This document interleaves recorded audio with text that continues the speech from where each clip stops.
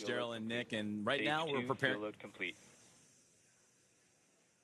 And that was going to be the update, is that fueling continues to be occurring for the Falcon 9 rocket. As you take a look at it on your screen now, it is a two-stage rocket that is 229 feet tall and getting ready for liftoff in just a little less than 20 minutes. And at launch, it produces more than 1.7 million pounds of thrust. And rockets like Falcon 9 don't use all that thrust just to go straight up. Early in flight, Falcon 9 performs a gravity turn, a smooth pitch maneuver that tilts the rocket sideways to build up horizontal velocity. You may hear this call at about 10 seconds into launch as the vehicle is pitching downrange. Once the first stage completes its portion of the mission, it shuts down and separates.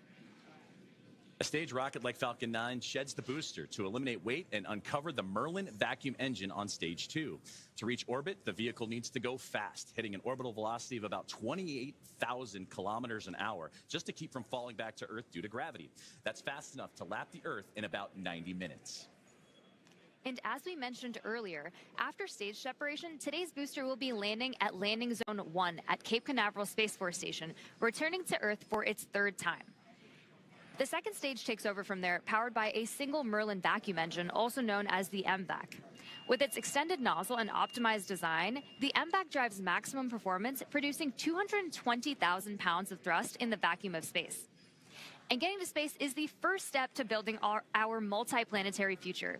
At the top of Falcon 9 today, the crew is sitting inside Dragon Endeavour. There are currently 5 Dragon spacecraft supporting human spaceflight missions: Endeavour, Resilience, Endurance, Freedom, and our 5th and final Dragon, Grace, which just launched the Axiom 4 mission last month. Designed with safety as the highest priority, Dragon is capable of carrying up to 7 passengers to and from Earth orbit. And Dragon has 16 Draco thrusters that can be used in space to help navigate the spacecraft to its destination, which, of course, is the International Space Station. And those thrusters providing 90 pounds of force. And that doesn't include the 8 Super Draco thrusters used for and aboard, which are no longer active once the crew is in orbit. To date, Dragon has been to orbit 53 times, including 48 trips to the International Space Station and 18 human spaceflight missions. And as we mentioned earlier, today's Dragon, Endeavour, has been pretty busy, having also flown NASA's Crew-2 mission, Axiom 1, and NASA's Crew-6 and Crew-8 missions. Overall, for the Dragon fleet, this will be Dragon's 49th visit to the space station and its 19th human spaceflight mission overall, and the 5th Dragon flight just this year. Dragon is the first private spacecraft to take humans to the orbiting lab, having flown 300,000 pounds of cargo and more than 1,000 experiments to space, as well as 70 crew members representing 20 countries. Our versatile Dragon spacecraft can autonomously dock with the International Space Station when outfitted with a docking adapter, which is just how it's configured for today's flight. And when it's not going to the space station and it's in free flyer mode, the docking adapter can be swapped out for a cupola, as it was back during the Inspiration 4 mission. And another option we have is the Skywalker hardware, which supports extravehicular activities or spacewalks, as we did during the Polaris Dawn mission. And here's some interesting trivia. There has been a Dragon in space for 1,358 consecutive days since Crew 3. And that's an impressive stat, too. And with T-minus 0... Stage 2 LOX load has started. And with T-minus 0 coming up in just about a little more than 18 or 16 minutes or so from now, our team's continuing to do a series of system checks to ensure Dragon SpaceX 4 status update. Dragon and Falcon 9 are healthy, and we continue to load propellant. Weather is still our watch item. We are seeing some development in the area, so this is going to come down to a matter of time. We're going to keep an eye on it and continue marching towards T0, and we'll see if we manage to thread the clouds today. Okay, Dragon copies. We've got a healthy rocket, healthy Dragon. Weather is continuing to develop. We'll keep going until we can't.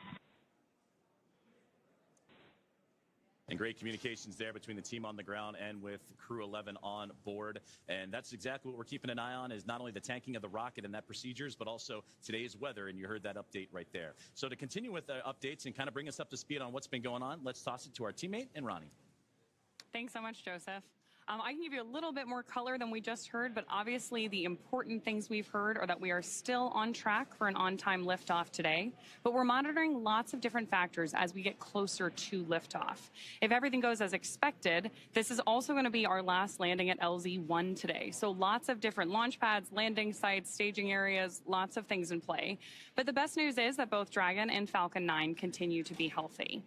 You heard us wrap up Stage 2 RP1 loading just after T-minus 20 minutes, and Stage 2 liquid oxygen will begin here at about, or has begun already, excuse me. We've also heard that call out that the launch escape system is armed. Of course, the launch escape system, which we discussed in more detail yesterday, is designed to propel Dragon away from Falcon 9 in the unlikely event of an emergency during launch.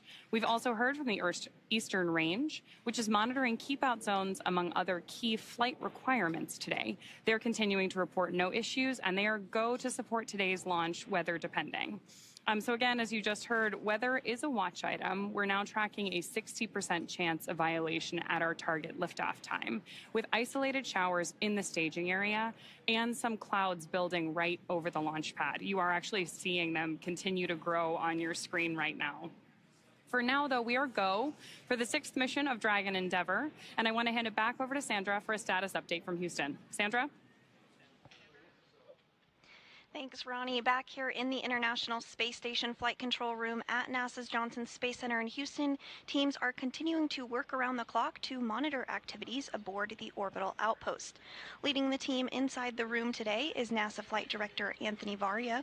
The team in Mission Control Houston, the team in Hawthorne, and the astronauts aboard the space station will track the autonomous docking of Dragon Endeavour when they enter joint operations.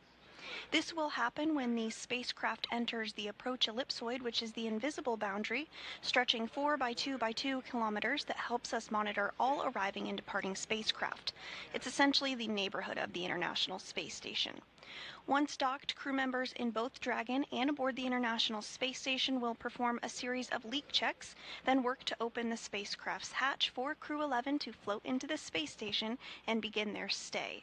We anticipate that the hatch will be opened about an hour and a half after docking occurs, and when they enter the orbital outpost, Crew-11 will be greeted by the rest of their Expedition 73 crew and will come together for some opening remarks. For now, that's going to be all for us today here in Mission Control as the anticipation builds for launch in less than 13 minutes now. So how's it looking on the Space Coast, Daryl? Well, Sandra, we wish it was looking better. We've just had a downgrade in the weather forecast from 60% go to only 40% go. The launch weather officer informing us that conditions are ripe, and we have even seen the development of cumulus clouds in the area, some that could trigger lightning if a rocket went through them. So this is a very high watch item at this moment, Nick. Yeah, they're watching it to the, everybody is focused on crew safety at this point, making sure that we make the right call. But there's a chance, and I'll stay positive. You've been positive. I appreciate that about you. You've done that throughout the broadcast. Here's a look from our helicopter flying over the spaceport right now. And this is the formation of the clouds that is a concern because it is so humid out right now. And we've got a sea breeze that is flowing over the warm land. It is just creating this convection around the spaceport. In fact, we are also expecting to go into a Phase 1 lightning alert, which I hate to say it, but just before we scrubbed yesterday, Dick, that Phase 1 lightning alert went into effect. So things are starting to stack up against us weather-wise. But nonetheless, it's at this point, because this is a fully automated fueling sequence, it behooves us to just continue to march to see if anything might just clear at the end. Yeah, so there's been nothing that happened up to this point to stop the countdown. So proceed to T-0, and if the timing works out and the weather hasn't built to a significant enough level and it's safe to go, then let's go. Absolutely, and it is an instantaneous window. So we are launching at 11:43 and 42 seconds. So it is literally the weather at that second that matters. And that's where we hope to see some type of positivity in that moment. But it's certainly something that all eyes are on around the Space Coast. to see if this rocket is going to go today. In just about 20 seconds, we are going to hear from Zena Cardman, and she's going to say some words, Nick. She has some moving things to say.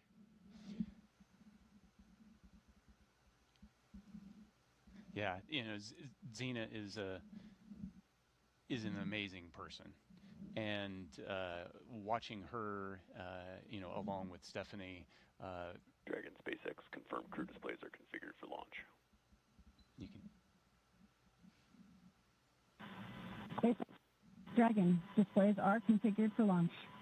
To our family, friends, all who support us at SpaceX, NASA, JAXA, Roscosmos, thank you. Spasibo, arigato gozaimasu. For this freedom to explore, resilience to endure, may grace fly alongside this endeavor. Crew-11, from all of us on the ground, we've enjoyed working with you in preparation for your mission. We look forward to continuing to do so in flight. Good luck. Enjoy the ride.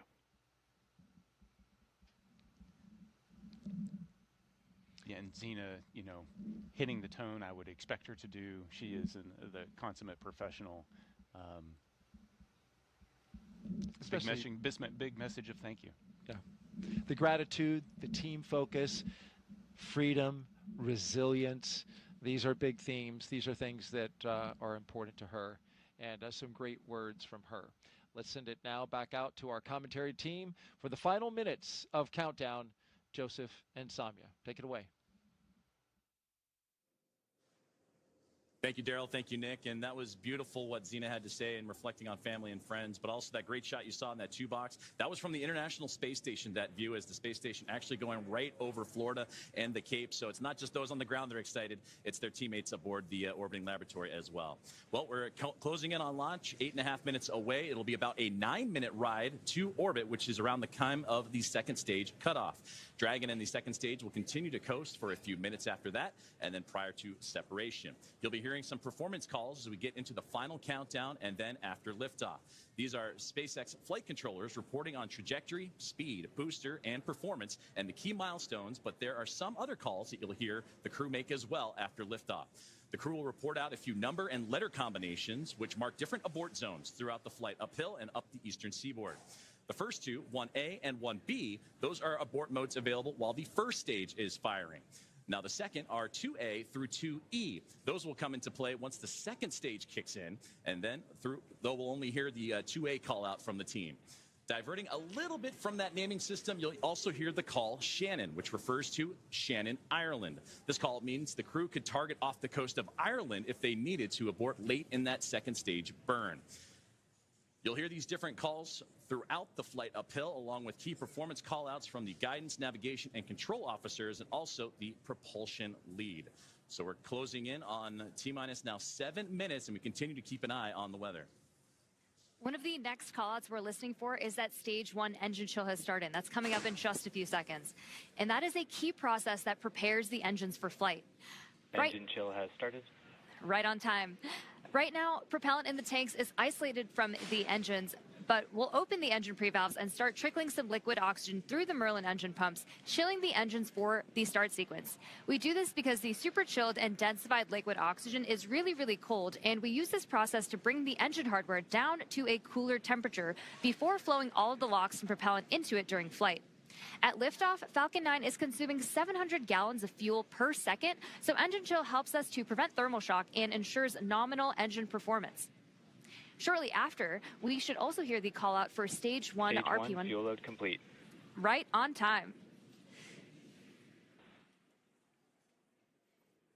So now that engine chill is underway, we're looking ahead to the call out that RP1 load is complete, which just occurred a moment ago, and again prevents that thermal shock. You got to stretch before you can start running. And RP1 is densified kerosene or rocket fuel that will propel the crew into orbit. And all of that RP1 is now about to be fully loaded into the rocket, since we're previously heard that the second stage is completed, or about to be completed here in just a couple moments. And then while we're still loading liquid oxygen on that first stage and second stages. This is the oxidizer that is needed to combine with the densified kerosene that just finished up loading.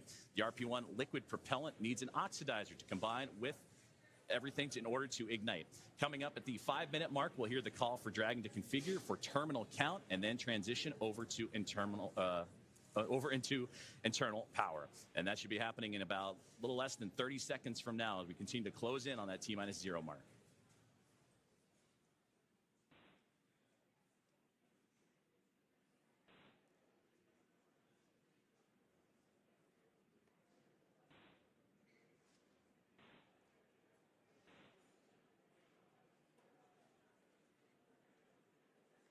So next up in the countdown, the transporter erector, or TE, will begin to retract from Falcon 9. That is the large truss structure you see there standing next to the rocket. It's hinged at the base and connected to the launch mount beneath the first stage. First, the clamps around the second stage will begin to Falcon 9 open. tanks are pressing for strong back retract. And we're hearing good callouts. Dragon is in, configure for terminal count. And we're continuing to hear great callouts over the nets. Then the TE will begin to pivot back, slowly swinging away from the rocket, and it will reach full recline in just about a minute. Strong back retract has started.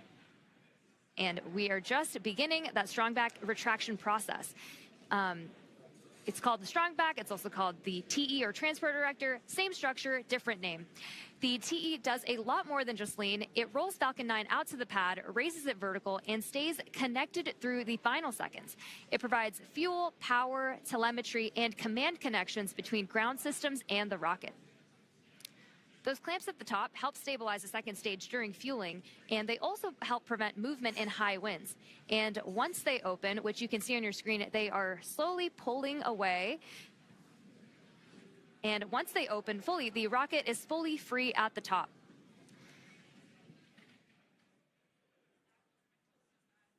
Propellant continues to be loaded late here in the countdown as we're approaching 3 minutes and 30 seconds. We're continuing to keep an eye on the weather, and that's going to be the biggest thing as everything continues to march towards that liftoff timeline. But you can see there the strong back starting to move ever so slowly away from the rocket. The clamp arms are open, and you also see those white clouds starting to billow off the rocket itself. Those are perfectly normal as it's the coolness of the propellant on board is mixing with that warm Florida air, and that's what causes that boil off, and that you heard Nick talk about it earlier when you have that steam come off the rocket, so it looks like a lot of clouds billowing off it as well. But approaching the T-minus 3 minute mark, and that's when Stage 1 lock load complete.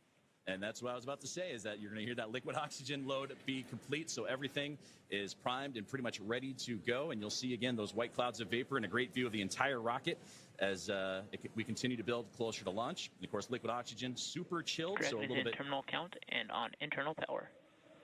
boils off in that warm Florida air. And now, load complete. We're on internal power. And we're also going to hear gas closeouts are going to start to begin as well. And then everything will get vented overboard through the umbilicals and strong back, and you may hear some of that venting noise come in soon. So LOX is still loading for approximately another 20 seconds on stage 2, and once that is complete, we'll vent down the TE, which will produce a white cloud off the side of the rocket, which is normal and expected, just as Joseph had mentioned. And once LOX load is fully complete, that will mean that there are 1 million pounds of propellant loaded onto Falcon 9, which will be RP1 and liquid oxygen. So that call out coming up. Stage 2 lock load complete. Right there. So we just heard that confirmation of stage 2 liquid oxygen now complete, as we are now 1 minute and 50 seconds away from launch. We'll also hear that the gas closeouts have started, so we can expect Dragon loud is venting. in auto idle. You heard the call for auto idle. That puts the rocket in a state that the flight computers understand before it takes over, making sure that transition to the final countdown is smooth and that all flight computers on board are in sync Ground gas and configured. closeouts, expect loud venting. Configured for launch, and there's the closeouts we've been talking about and the venting that will be shortly followed.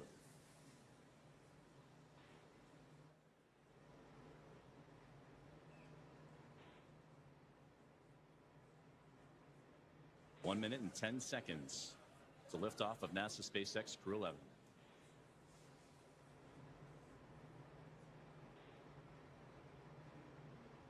FTS is armed. Falcon 9 is in startup and is now controlling. Dragon is in countdown. Flight computers switching to countdown mode now. Dragon, SpaceX, go for launch. SpaceX, Dragon, go for launch.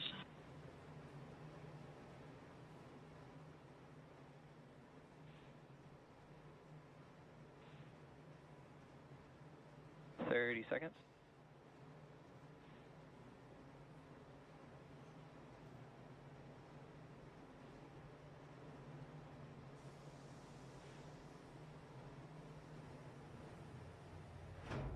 Fifteen seconds. T-minus 10, 9, 8, 7, 6, 5, 4, 3, 2, 1. Ignition. Engine's full power and liftoff. Go Falcon, go NASA, go Crew-11. Together we rise as NASA's SpaceX Crew-11 heads up to the International Space Station. Vehicles pitching down range. 1.7 million pounds of Stage 1 thrust. propulsion is nominal. Propelling Falcon 9 as the vehicle pitching down range and making its way up the East Coast, and will soon join Expedition 73 aboard the orbiting laboratory. So far, getting good callouts on that first stage performance.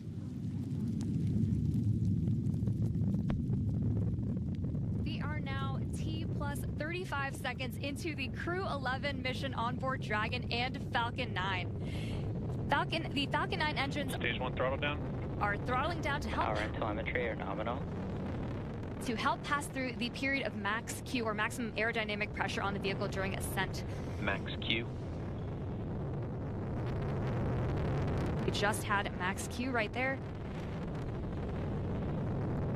Falcon 9 is supersonic.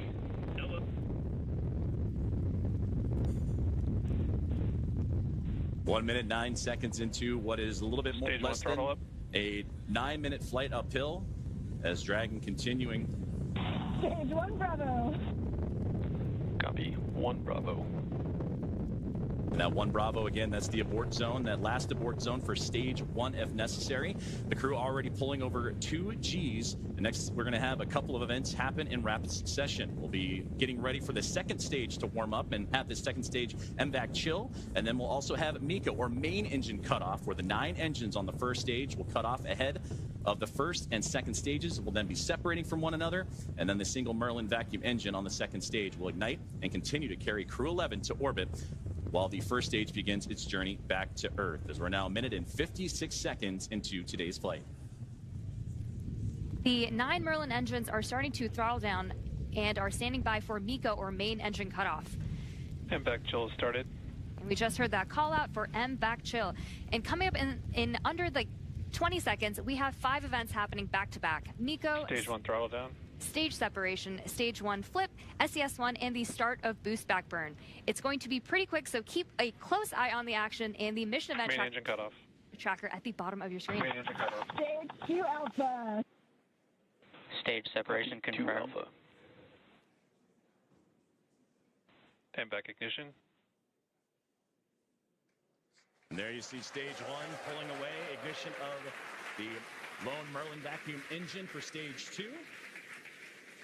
And again, those happening in quick succession as we continue to get great views of that Florida coastline and the eastern seaboard there, as Crew-11 continuing its path to orbit, now approaching 3 minutes into today's flight. Still a little ways to go, about 6 minutes left, as they continue to climb their way up and eventually track down the International Space Station. And there, great see, you see the Merlin vacuum engine, the second stage on the right-hand side, and great views of the first stage that's making its return to Earth on the left. About 5.5 minutes of powered flight remaining as we continue to monitor the progress of both vehicles, stage 2 and Crew-11, making the climb uphill, and stage 1 looking to land again at landing zone 1, the last landing at that location for this Falcon 9 booster.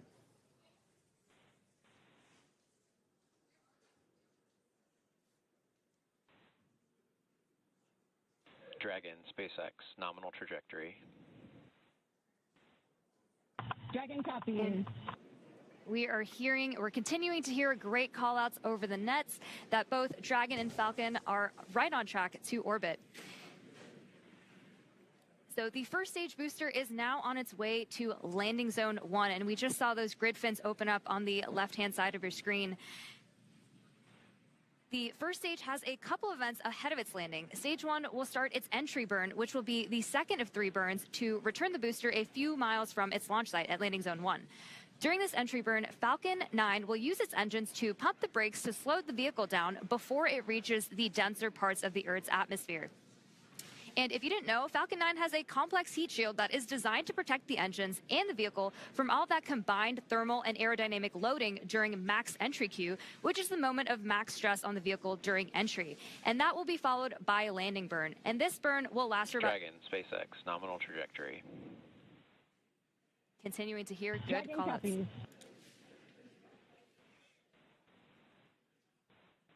Great performance calls continue as we're now 5 minutes into today's flight.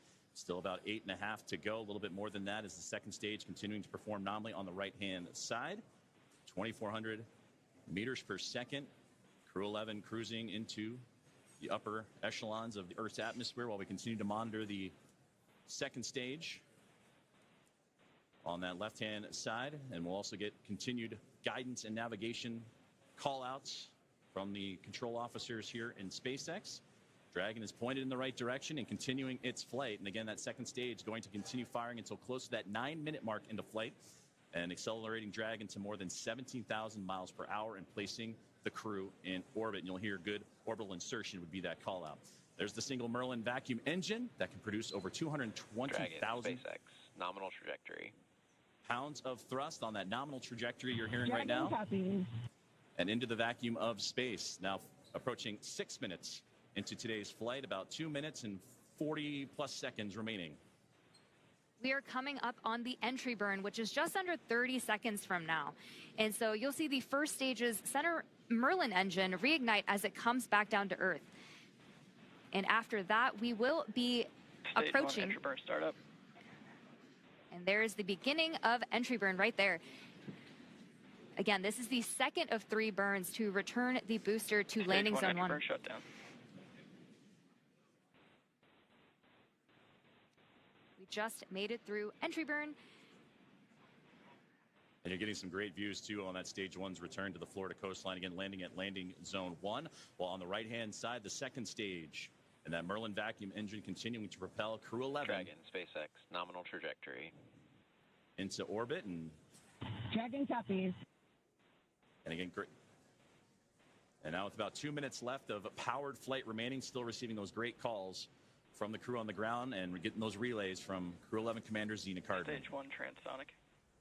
We are now very quickly approaching the start of our landing burn, where 3 engines, engines 1, 5, and 9, will relight to help slow the vehicle down just before it touches down on landing zone 1. We should hopefully have some great tracking shots of that. Stage 1 landing burn. Stage 2 FTS is saved. Stage 1 landing leg deploy.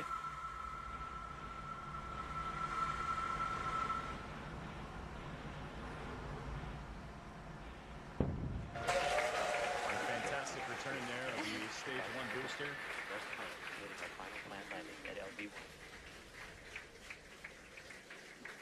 Another So a successful landing of the first stage booster as we continue to follow along with a little less now than 1 minute of powered flight of the second stage. And you'll hear the call out SECO, or second engine cutoff. Is great view there, glowing orange with the Earth eclipsing right around that Merlin vacuum engine, and everything continuing to perform nominally for NASA Stage 2 SpaceX is in Crew-11. terminal guidance.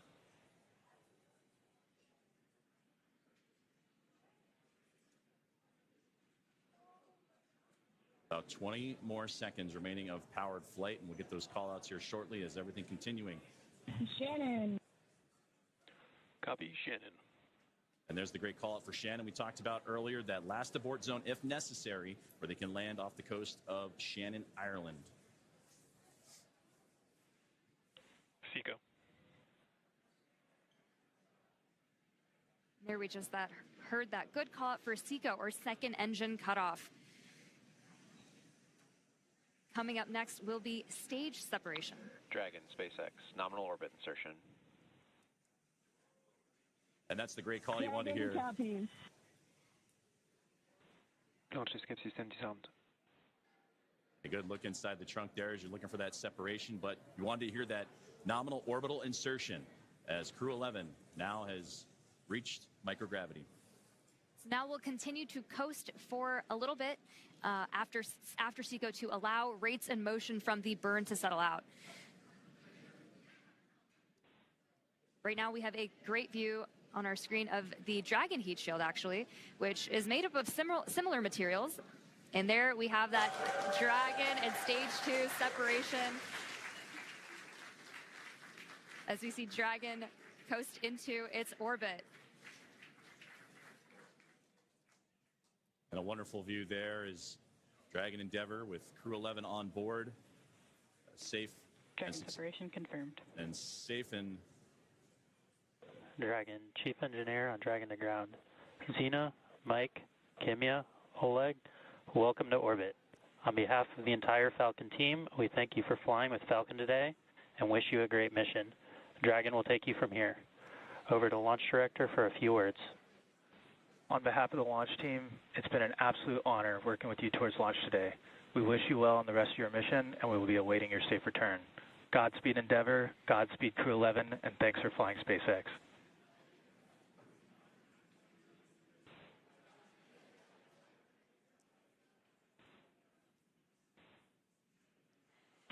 SpaceX Dragon, I have no emotion but joy right now. That was absolutely transcendent. Ride of a lifetime. Thank you. This has been an incredible honor. And it's my privilege now to pass us along to Mike for some additional words. Boy, it's great to be back in orbit again. Thank you to SpaceX and NASA to get us here. What a ride. And Zena and Oleg, let me be the second to welcome you to your first orbit around beautiful planet Earth. Kimiya-san, Okayeri Nasai, welcome back. And to the ISS Expedition 73 team, the crew on board and our friends in MCC, we're on our way. Over to you, Kimiya-san. Okay. Thank you very much for everything. スパシバワンボイショーへありがとうございます。日本の皆さん、私も10年ぶりに宇宙に帰ってきました。ISS でしっかりと任務を果たして、一等星のように輝いて、日本の素晴らしいところを世界中の人に知っていただきたいと思います。ありがとうございます。Я передаю Олег-сан, пожалуйста. Спасибо, Kimiya-san. Thank you very much. Arigato gozaimasu. And спасибо всем. I'd like for the beginning to say thank you very much, Roscosmos, SpaceX, and NASA for this unique opportunity to be here with my great crew. Дорогие друзья, находясь на космическом корабле и облетая нашу родную планету, я испытываю неописуемое счастье и восторг. Хочу выразить слова благодарности всей нашей стране, Соединенным Штатам Америки и России за эту уникальную возможность, а также Роскосмосу. Хочу выразить слова благодарности своей школе, в которой я учился, номер 103 в городе Челябинске, выразить благодарность Краснодарскому высшему военному авиационному училищу летчиков и 22-му гвардейскому истребительному авиационному полку, а также сотрудникам Центра подготовки космонавтов, кто искренне верил и болел за эту идею отправить меня в космос. Обещаю выполнить все поставленные передо мной задачи на отлично. Ура!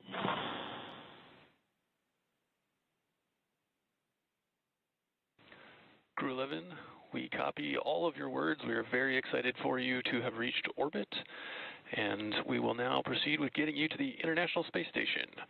You have approximately 3 minutes left in this ground station pass if you'd like to introduce your zero-G indicator.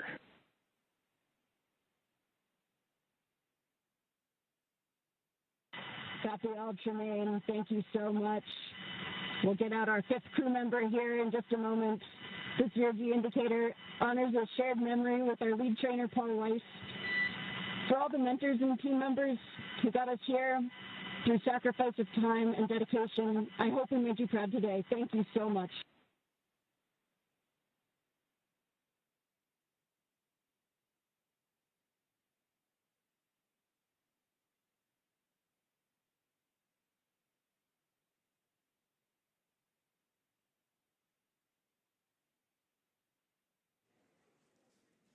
Some great words there from all 4 members of Crew-11 and the astronauts and cosmonauts, all that cadre. They're well on their way to the final destination, which they have about a 16-hour ride to do so, in the phasing to ultimately the International Space Station, where they will turn that group into a full group of 11. So only fitting for Crew-11. To summarize where we are with vehicle activation, we've had nominal dehumidifier activation and service section Draco checkouts. We're currently opening the nose cone. We have just gotten confirmation that nose cone... Tracking copies all. And we'll be ready for visors open with ECOS activation complete. We just had great comms that nose cone deploy is underway. The 6 hooks that hold the nose cone in place during the launch and ascent portions have to retract, and then the nose cone will be able to start to swing open and deploy. This uncovers a number of critical systems for the flight up to the space station, including the forward bulkhead thrusters and the docking hatch. And that call from the core here in Hawthorne indicating that we had good checkouts of the 12 Draco thrusters around the service section. 4 to go after we get the nose cone open and the ECLIS, the environmental control and life support system, activated inside Dragon. Soon the crew will be able to get their visors open and get out of their suits and settle in for their ride to the space station. And we'll continue to get those call outs and hear about the nose cone again. Right now, currently opening. The hooks have been opening, and they were doing so during the great words from the crew. So we'll continue to monitor and waiting as the nose cone is deploying at the moment. And we'll wait for that final confirmation that it is open. And Crew-11 can continue its journey on as we await those last few moments here as nose cone deployment currently underway. And a great view of Dragon as it went up the eastern seaboard, and we had a view for a moment there as, again, passing over ground stations. And that's what provides us the great views that you've been seeing throughout today's broadcast inside the Dragon spacecraft. And there's a great look at that single Merlin vacuum engine that helped propel Crew-11 into orbit. And a great view of looking outward across the arch of the Earth. Despite all of the weather issues we were having on ground leading up to launch, we seem to be having some really clear, amazing views in space today.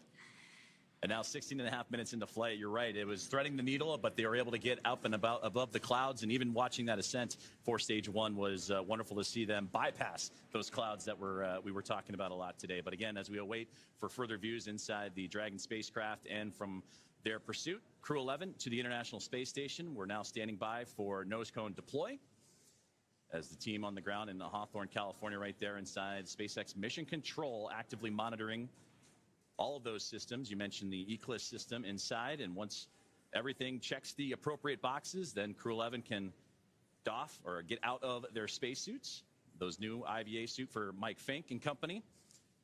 And then from there, it's going to be about a 16-hour ride to the International Space Station, and that's where they will link up with the orbiting laboratory and the 7 current residents on there. Crew 10 is currently on board, as well as Soyuz MS-27 with NASA astronaut Johnny Kim, and they'll bring that 7 to a team of 11, hopefully in the early morning hours coming up tomorrow. So we continue to stand by, approaching 18 minutes into today's flight. We are just waiting confirmation that the nose cone is fully deployed, but all hooks are open. We should be hearing that confirmation hopefully within the next minute or so. And hopefully we'll also have great views of that nose cone deploy.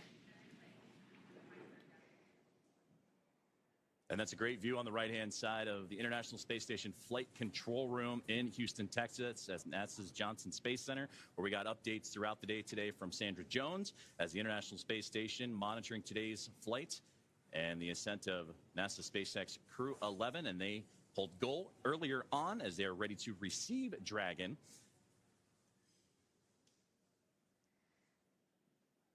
And we just received confirmation that the nose cone has completely opened and deployed. So great news, as again, all those checkouts continuing to happen for Crew-11 after a successful on-time liftoff today.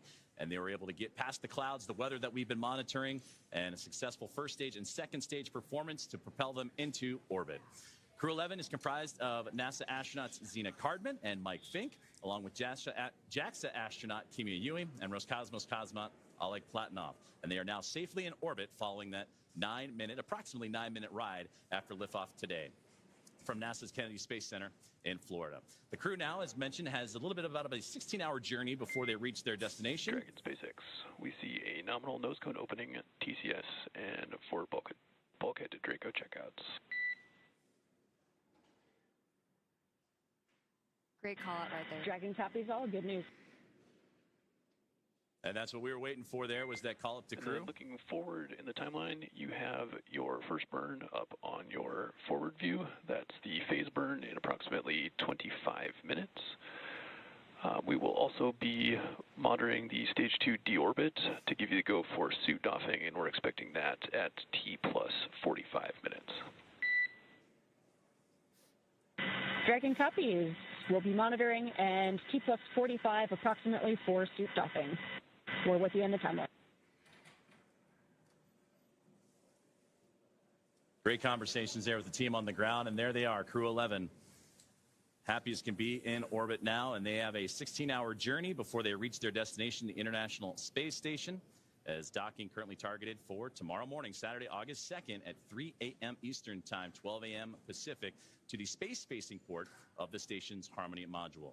Now, between now and then, Dragon will perform a series of burns as it catches up to the space station, and that first burn you heard him talking about is the phase burn, and that happens about 30 minutes or so from now, so we'll continue to monitor the Dragon spacecraft, or the teams on the ground will continue to monitor that first of a sequence of burns to help them stair-step their way up to the International Space Station. Human spaceflight has come so far in the last 5 years with Dragon. In addition to flying people, SpaceX's Dragon spacecraft also enables researchers the opportunity to fly critical science to orbit. So far, SpaceX and Dragon have carried more than 1,000 research experiments to and from low Earth orbit, both to the International Space Station and on our free flyer missions. From DNA sequencing to 3D printing, studies enabled by Dragon and the space station test a variety of technologies, systems, and materials that will be needed for future long-duration exploration missions. Every mission yields critical science, critical research, and learnings that help make life both on Earth and in space better. And flights just like today's help us continue to lay this foundation for our future among the stars and continue our mission to make life multiplanetary. We'll be signing off from SpaceX for now, so we're going to send you back over to Kennedy Space Center. But before we go, we want to thank NASA, Joseph, for entrusting us with today's mission, and thank you all for being with us today. Well, thank you very much, Soumya, Ronnie, and the teams here at SpaceX. It was another phenomenal opportunity to catch NASA SpaceX Crew-11 in orbit today. And with that, we're going to say goodbye from here in Hawthorne until we pick back up with our docking coverage beginning at 2 a.m. Saturday, August 2nd, tomorrow, for that targeting docking to the space-facing port of the station's Harmony module at 3 a.m. Eastern. So for now, thank you for joining us, and we're going to toss it back over to Nick and Daryl at Kennedy Space Center to wrap up today's launch coverage. Great job. If you're just joining us, welcome back to the Kennedy Space Center in Florida. I'm Daryl Nail here with NASA astronaut Nick Hague. Just moments ago, we saw Crew-11 safely on orbit with the nose cone open, checkouts complete, and a few words from the crew as they settled into their new environment aboard Dragon. And Nick, watching him in that moment, floating free, you must feel good about your friends and colleagues successfully getting to orbit today. Absolutely. You know, at the moment of liftoff, the tingle on the back of your neck, the chills, and watching them go into orbit, and then to hear them call down after they're there safely, the joy in their voice, and then the gratitude for the teams that got them there. Just you can't help but feel awesome right now. Everybody that's associated with this launch. And now it comes, a completion for Zena Cardman, the commander who was part of Crew 9. Was pulled off that mission. You continued on. This is now her chance. Now she's in space. She had to wait a little bit longer, but now finally gets to fly. Yeah, it's a full circle moment, and it's a thrill to be here and just be part of it. We appreciate you from the very start saying that you wanted to document this moment with her. Here at the Kennedy Space Center, watching them go up at that moment. Mike Fincke has been around for a while.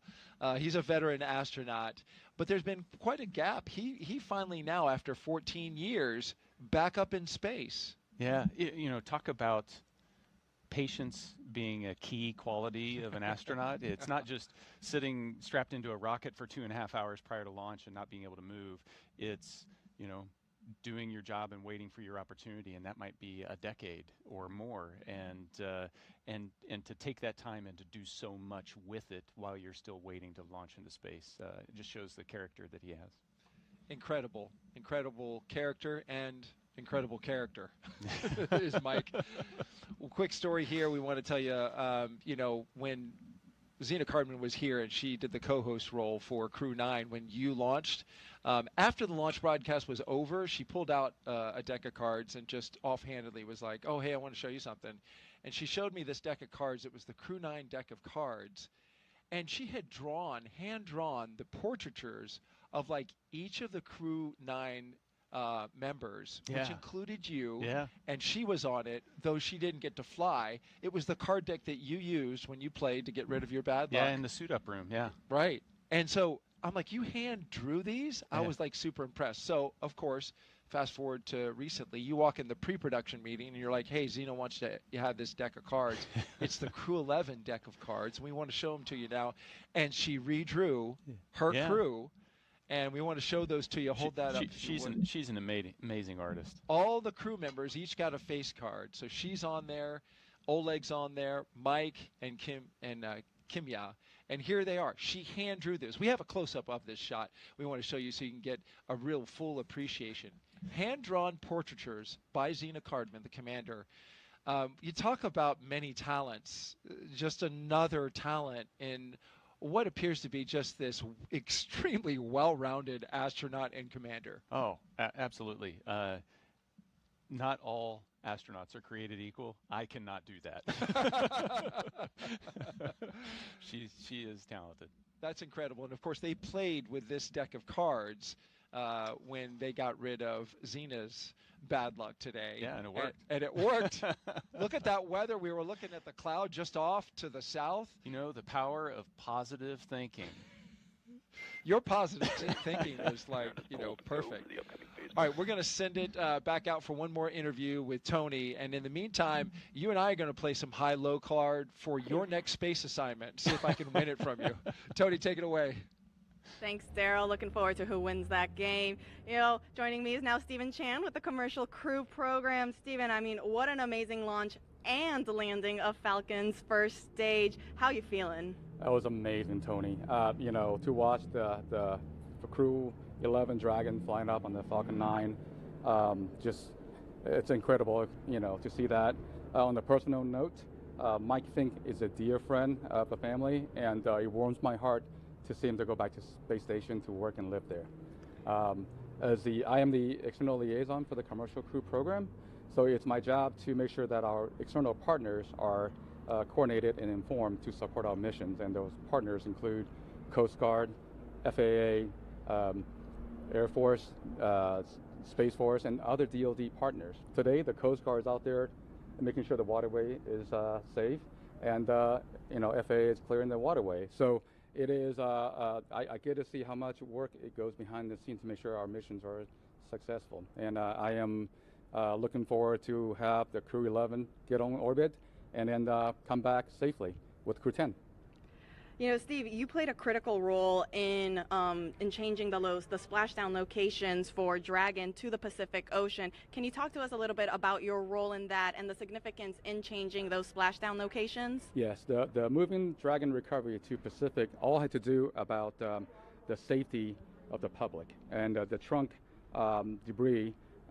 By going to the Pacific, we ensure that the trunk is entered over Pacific Ocean and have no risk at all to the public. So, and thanks to our external partners, we work with them to make sure that the Dragon can be recovered safely, and they can perform their important missions, like keeping the waterway safe, keeping the airspace safe, and then the DoD can perform their missions around California coast. You know, speaking about all of those external partners that you have to work with, I mean, it took a huge effort to get this underway. Can you tell us a little bit more about how that worked? Yes. So for our West Coast partners, the Dragon landing in the Pacific is a new challenge for them. And they have, as I mentioned earlier, they have their other national priorities. So we are very thankful to our partners and their leadership who recognize that Dragon is also a very important national priority. So we're very thankful to our Coast Guard, Navy, other DoD partners, and FAA that help us make that happen. And I'm looking forward to work with them to bring Crew 10 home safely. They have SpaceX has successfully brought back 3 Dragon the last few months, and we are confident they can help us get there in the next few weeks. Absolutely. Yeah, absolutely, Steve. I mean, we just launched, but like you said, we now have the rest of the mission. We have to bring Crew 10 home. Can you tell us what are the next steps for you? Where will you be going next? We'll be working with SpaceX and our government partners to make sure we look at those reentry opportunities and coordinate and inform each other, all the important activities. So it's just a lot of coordination, and we're thankful that our partner worked with us on this national priority.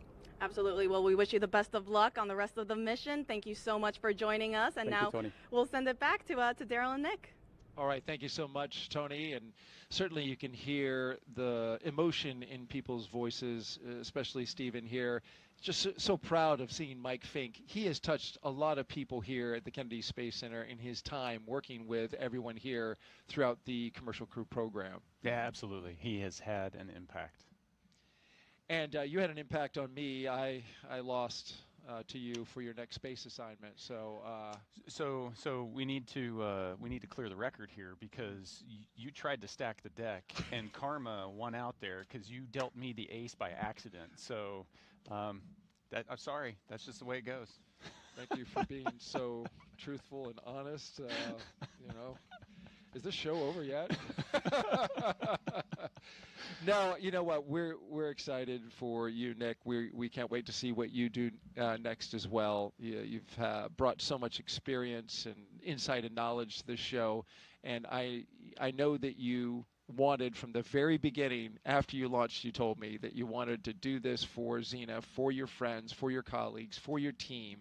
And you're a stand-up guy telling us early on, like, hey, I'll be there and I'll do it. Thank you very much for that. No, my pleasure. Can you take one more social question before we bug out? We didn't hit 8 yet, so yes. Let's do it.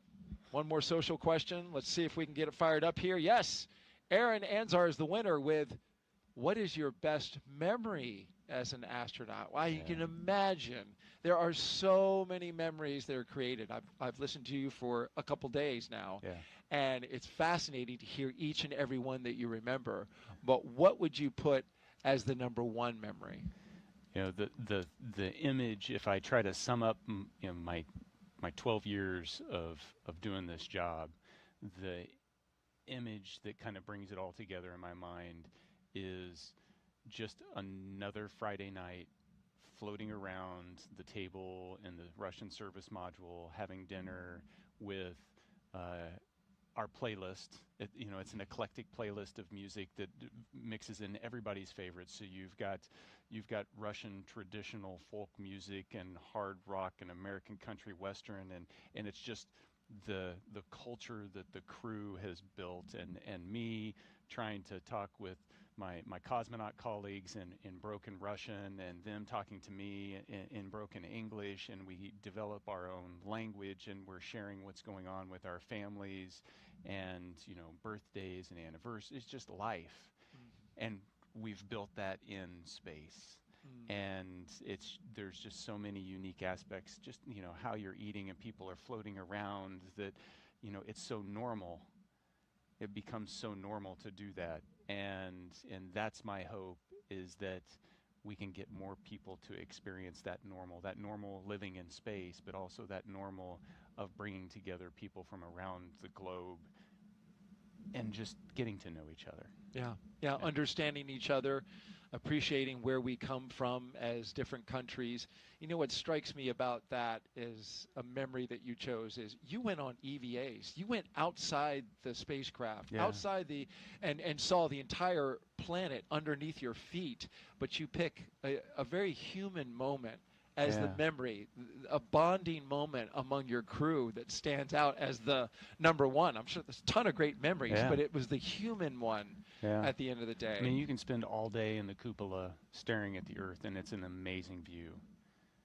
But when a crewmate floats up and watches it with you, it's just that much more spectacular. That's awesome. That's awesome. Nick Hague, NASA astronaut, and a brigadier general with the Space Force. Thank you so much for being here. You did a fantastic job. And with that, our coverage comes to a close. But the journey for Crew-11, well, it is just beginning. After a stunning launch from Kennedy Space Center and a successful ride to orbit, the crew is now on their way to the International Space Station. This is a shortened trip, 15.3 hours, with docking targeted for a Saturday, August 2nd, at approximately 3 a.m. Eastern Time. And we'll pick back up, of course, with our coverage beginning at 2 a.m. Eastern Time on that same Saturday, tomorrow, for a targeted docking at that moment.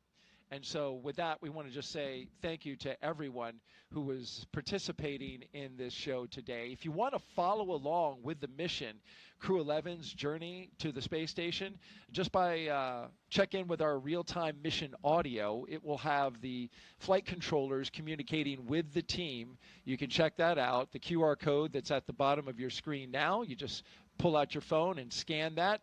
You can watch on your phone or watch on your TV with a streaming app. We'll pick back up live with broadcast coverage about 2 hours before docking right here on NASA Plus. Nick, thanks again. Really appreciate it, man. 2 launch attempts. I mean, you were fantastic. This is a long slog through the day, but it's wonderful to document seeing your friends go up to space. Yeah, wouldn't want to be anywhere else. Absolutely. So with that, thank you so much for joining us. Have a great afternoon, everyone, and thank you again for watching us get these astronauts to space. Continue to follow us as well, and make sure that you keep looking up. We are seeing the astronauts